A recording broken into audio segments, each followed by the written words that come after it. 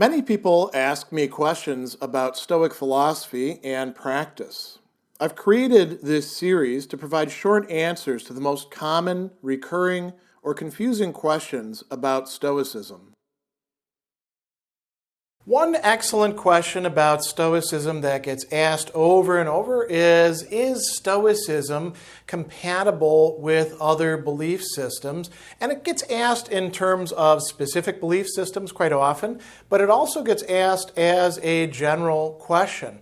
So in answering this, we really need to think about three different aspects of this. We want to think about the question, well, what do you actually mean by compatible?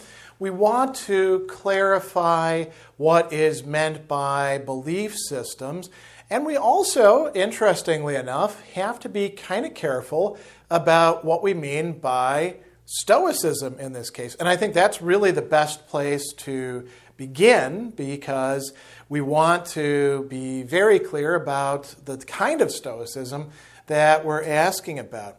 So there are multiple interpretations of Stoicism out there in the present. Some of them we'll say are more superficial. Some are much closer to the core of classical Stoicism and involve some sort of modern application or reinterpretation of this.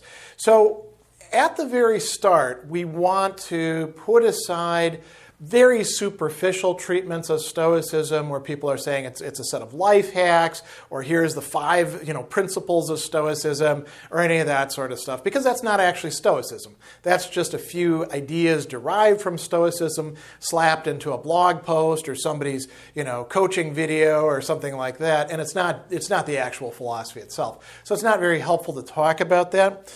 We also want to put aside basically mistaken or even exploitative notions of Stoicism or interpretations of that. So I'm going to talk about what we sometimes call Stoicism written with a $sign for the S, and that's often quite superficial, but there'll be some sort of, systematic thing laid out for people about how Stoicism is going to make you super productive and able to make tons and tons of money and maybe not even have to sleep. Well, that's not really Stoicism either. And we also want to put aside the deformation of philosophy that I even hesitate to call Stoicism. We actually jokingly call it Broicism because it's calling a bunch of quotes about toughness and manliness and, emphasizes the importance of courage, gets virtue wrong, construing it, in terms of manliness because, it comes from the word vir. And that's not actual Stoicism either, although there's a huge market out there for people who are talking about how they're Stoics at the gym and so tough, man, and sometimes talking about it in terms of ethno-nationalism and a lot of sort of misogynist stuff as well. So let's put all that stuff aside. We're not going to worry too much about that at this point. If we do that, then we can talk about one big divide, and that is between those who call themselves traditional Stoics and the much larger group that call themselves modern Stoics. So traditional Stoics would say that modern Stoics have given in on too many key Stoic doctrines. For example, is the universe providentially arranged according to some vast cosmic rationality, or is that not the case? Traditional Stoics would say yes, that's basically almost like an article of faith. And many modern Stoics would say, well, I don't know about that, or it doesn't seem to be that way, or they can say that it is. There's a lot more variance within modern Stoicism. And, I would say that if we want to call something modern Stoicism, it has to be robust. It has to be grounded in classical Stoicism, but it doesn't have to necessarily be bound by everything that Epictetus or Seneca or Musonius Rufus or Marcus Aurelius said. Prime example is, I do have a beard, and Epictetus thinks that that's really, more in accordance with nature for men to have beards.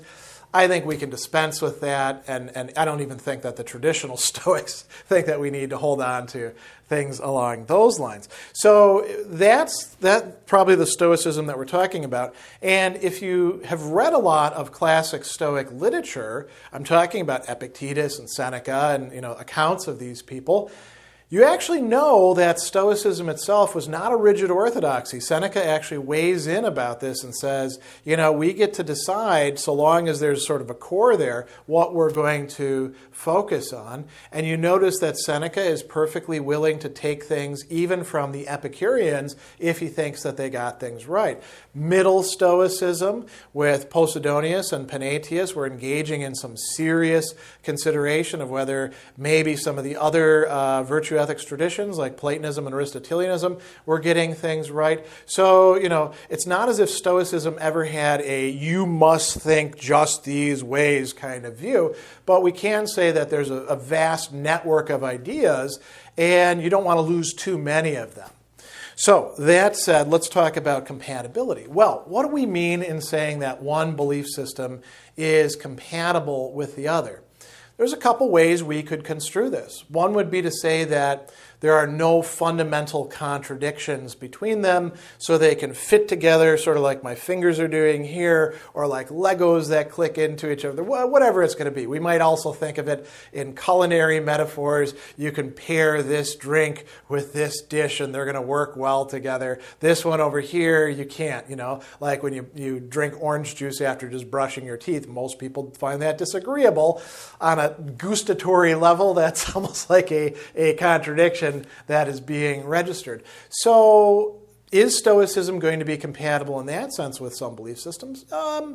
This is where we get to other things. Maybe compatible doesn't mean that you have to be in total agreement, but it means that in large respect, the two can fit in with each other, that they overlap with each other.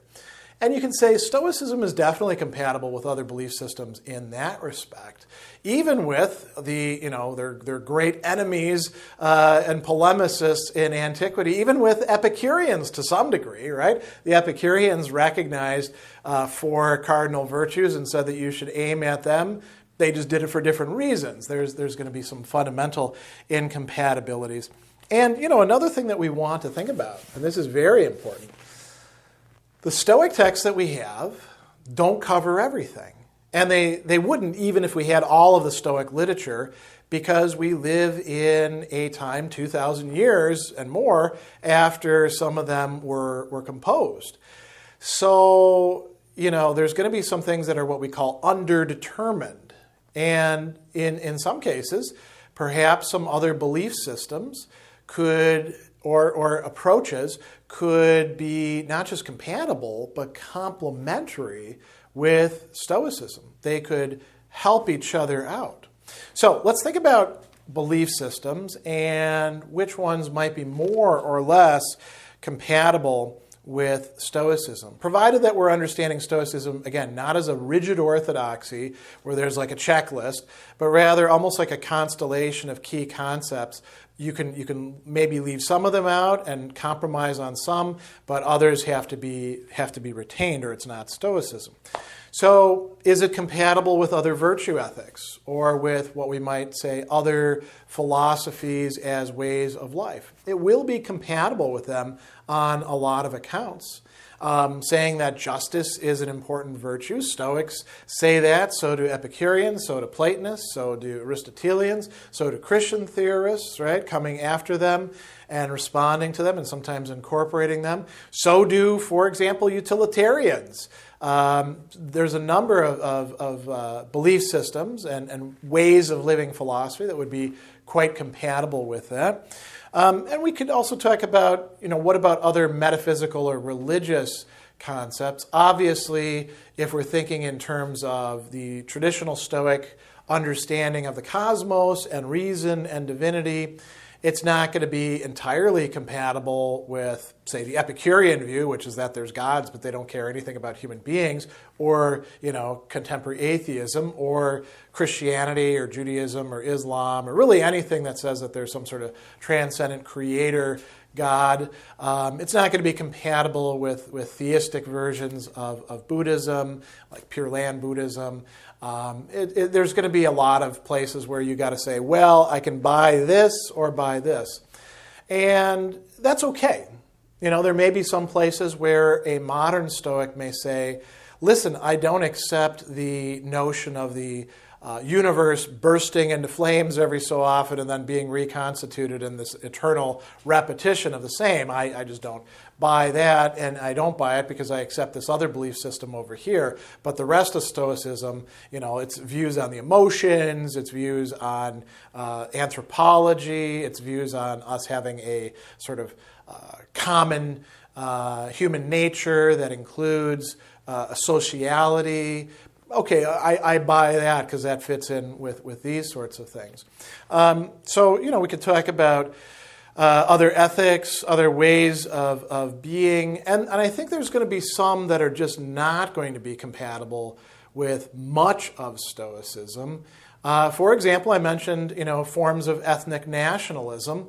Really going to go against Stoic cosmopolitanism, which is not something that I think you can effectively strip out of Stoicism because it's got its roots in so many other key doctrines, including oikeiosis or appropriation, including the nature of justice, including our very nature as human beings. I think if you get rid of the cosmopolitanism, you've probably not got Stoicism anymore. So there's a major contradiction there. I would say that Stoicism is not going to be compatible with, objectivism as set forth by Ayn Rand in its various different interpretations by the different warring tribes of Randians out there as well, because this emphasis on rationality is good, but the emphasis on rationality is fundamentally self-centered and selfish. There's going to be some fundamental incompatibilities there as well. And so I think that we can talk in terms of not just compatibility as being like an on-off switch, but being like a spectrum. There's going to be some things over here that are just really not compatible. Being like a hardcore consumerist and thinking that piling up as many goods as you can, that's not compatible with Stoicism. And it's incompatible in so many ways. Being a misogynist gym bro who wants to hang out with his dudes and talk about how he's defending Western civilization, even if they bring in Stoicism, not really compatible with genuine Stoicism. And we could go on and on and on with other things. So you want to look at what the commitments are to that particular belief system and way of living that belief system, and what genuine Stoicism would say in place of that. I think that it's perfectly legitimate to wrap this up for a person to say, well, I haven't figured it all out, but I want to hold on to as much of Stoicism as I can and as much of this other belief system over here, because I also find value in that. At a certain point, you actually do have to, as a good friend of mine used to say, you pay your money and you take your chances, right? So think about Aristotelianism and Stoicism on what it takes for us to be happy. There are some fundamental incompatibilities, although both of them say virtue and virtuous activity are at the core of it. The Aristotelians are insistent that you need to have some fabric of relationships, and you also need to have some degree of wealth or resources, whereas the Stoics say those are nice if you can get them, but you don't really need them. There you got to decide which one or the other, when it comes to the nature of the human soul and how many parts it has. Stoics say there's one rational part, and that's where we feel emotions. Platonists say there's three main parts to it. Well, you got to decide one way or the other. And I'll mention, too, that Posidonius and Pausanias were willing to say there's probably something to that Platonic doctrine. So it's not a really simple question to answer, but hopefully going through these distinctions and drawing out these inferences helps you, if you're asking that sort of question about, is Stoicism compatible with other belief systems? The answer is, well, yes, to a degree, depending on the belief system.